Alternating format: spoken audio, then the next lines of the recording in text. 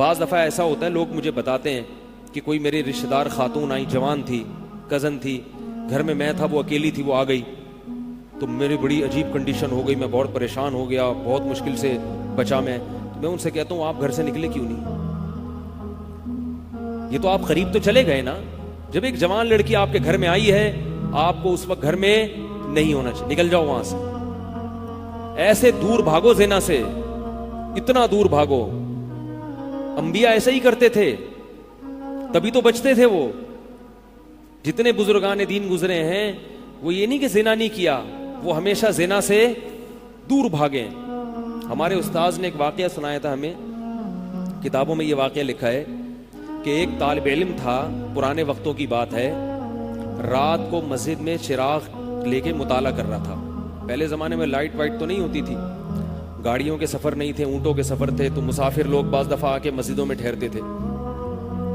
تو اس نے دیکھا کہ ایک جوان لڑکی ہے، پردے میں ہے لیکن خوبصورت جوان لڑکی، وہ آئی اور اس سے کہنے لگی کہ میں راستہ بھٹک گئی ہوں، مجھے ایک رات مسجد میں گزارنے دے دو. واقعی یعنی صحیح تھی، وہ اسی طرح ہوا تو کہیں بھٹک گئی تھی. شہر میں بھی بعض دفعہ لوگ بھول جاتے تھے نا کہ راستہ بھٹک جاتے تھے. اب یہ پریشان تھا کہ میں اس کو رات کو اگر پناہ دیتا ہوں تو مجھے شیطان برگلائے گا، اور اس لڑکی کو اگر میں پناہ نہیں دیتا تو یہ کہاں جائے گی رات کو، کوئی اور اس کی عزت سے کھیلے گا. تو اس نے بہرحال اس کو ٹھکانہ دے دیا، اس کو کہا کہ آپ ادھر اس طرف جا کے سو جائیں. نتیجہ کیا نکلا ہے کہ وہ لڑکی اس کو دیکھ رہی تھی یہ کرتا کیا ہے، اس کو بھی اپنی عزت کا ڈر تھا نا کہ کہیں یہ دست درازی نہ کرے.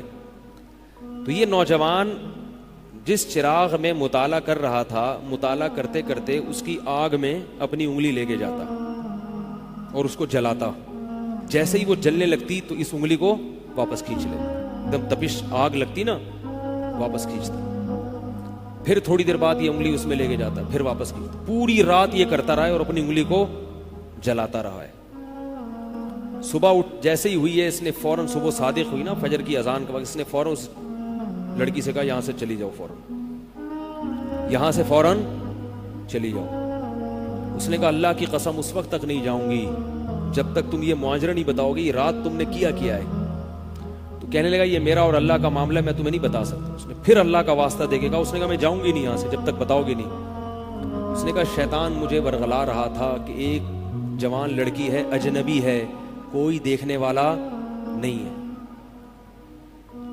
کوئی دیکھنے والا نہیں ہے، تو زنا کر لو اس سے، کوئی دیکھنے والا نہیں ہے. شیطان مجھے لے کے جاتا تھا تو میں اپنی انگلی آگ میں جلاتا تھا، اپنے نفس کو یہ سمجھانے کے لیے کہ دنیا کی آگ برداشت کر سکتا ہے، جہنم کی بھی برداشت کر لینا،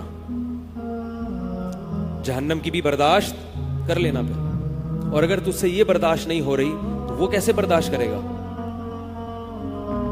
کہہ رہے جب میں آگ میں جلنے لگتا تھا نا تو میری چیخ نکلتی تھی کہ یار یہ نہیں ہو رہی تو وہ کیسے برداشت ہوگی. حدیث میں آتا ہے جہنم کی آگ دنیا کی آگ سے 70 گنا زیادہ گرم ہے، 70 گنا زیادہ گرم. جب نبی صلی اللہ علیہ وسلم نے صحابہ کو یہ بات بتائی، ترمذی کی حدیث ہے کہ صحابہ کے سینے سے رونے کی ایسے آوازیں آنے لگی جیسے ہانڈی کھولتی ہے، ایسا روئے صحابہ. حالانکہ صحابہ گناہوں سے بچتے تھے، اتنا روئے ہیں کہ سینے کے جیسے ہانڈی کھول رہی ہوتی ہے ایسے ان کے سینے سے رونے کی آوازیں آئی ہیں. اور عرض کیا واللہ انہا لکافیۃ یا رسول اللہ، یا رسول اللہ یہ دنیا کی آگ بہت تھی عذاب دینے کے لیے، اللہ نے اس کو بھی 70 گنا زیادہ گرم کیا ہے. تو اس نے کہا کہ میرے دل میں گناہ کا خیال آتا تھا، میں کیا کرتا تھا، اپنے آپ کو جلاتا تھا جب چیخ نکلنے لگتی. تو اس طرح پوری رات میں نے اپنے نفس کو روکا ہے گناہ سے. تقوی کی برکات ہوتی ہیں. اس لڑکی نے کہا، گھر میں جا کے اپنے والد سے کہا کہ میں اگر نکاح کروں گی تو صرف کس سے کروں گی، اس نوجوان سے، عفیف اور پاک دامن ہے. تو کتابوں میں لکھا ہے کہ اس کے باپ نے اس کا نکاح دیکھو حرام سے بچایا، اللہ نے حلال طریقہ رکھ دیا. تو جو بھی زنا سے بچتا ہے نا، یاد رکھو جیسے زنا کرنے کا عذاب بہت سخت ہے، ایسے ہی کسی کو زنا کا موقع ملے اور وہ بچ نکلے اس کا ثواب بھی بہت زیادہ ہے.